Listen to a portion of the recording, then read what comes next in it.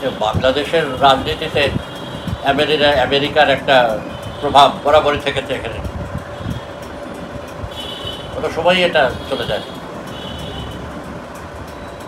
হাসিনার সময় যেটা দেখা গেল যে আমেরিকার প্রভাবটা কমে ভারতের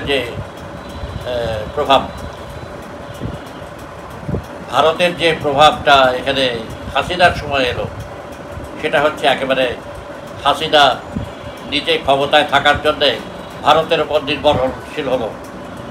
ভারতের সাহায্য ছাড়া তার এখানে টিকে থাকা মুশকিল ছিল না। আর্মির মধ্যে পুলিশের সর্বত্র কিন্তু এখানে ইন্ডিয়ান পেনিট্রেশন হয়েছে।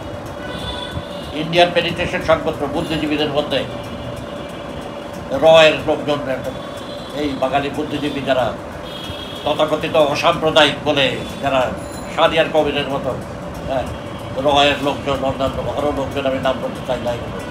তো এখানে এই অবস্থায় দেখা গেল হাসিনার সময় ভারতের প্রভাব এখানে যেভাবে বাড়ল, ভারত বাংলাদেশের কাছে যা চাইলো হাসিনা তাই দিয়ে দিল কোনো নিঃশর্তভাবে। অথচ বাংলাদেশকে কিছুই দিল না। বাংলাদেশকে একমাত্র একটা জিনিস দিল, সেটা হচ্ছে হাসিনাকে ক্ষমতায় রাখা। হাসিনা ক্ষমতায় থাকার যোগান, শক্তির যোগান ভারত দিলেই আর কিছু দরকার নাই, দেশকে শেষ করে দিল। আমি বলেছি যে এটা বলা ঠিক না যে হাসিনা বাংলাদেশের স্বার্থকে বিক্রি করে দিয়েছে। বিক্রি করলে বিক্রির বিনিময়ে একটা কিছু পাওয়া যায়, কিন্তু এখানে বিক্রি করে এখানে কিছুই পায়নি। এটাকে বলা যায় যে বাংলাদেশের স্বার্থ বিলিয়ে দিয়েছে। বাংলাদেশের স্বার্থ বিলিয়ে দিয়েছে শেখ হাসিনা, এবং একতরফাভাবে ইন্ডিয়া যা চেয়েছে তাই দিচ্ছে। তিস্তার পানি দিয়ে তামাশা করছে, দিচ্ছে না।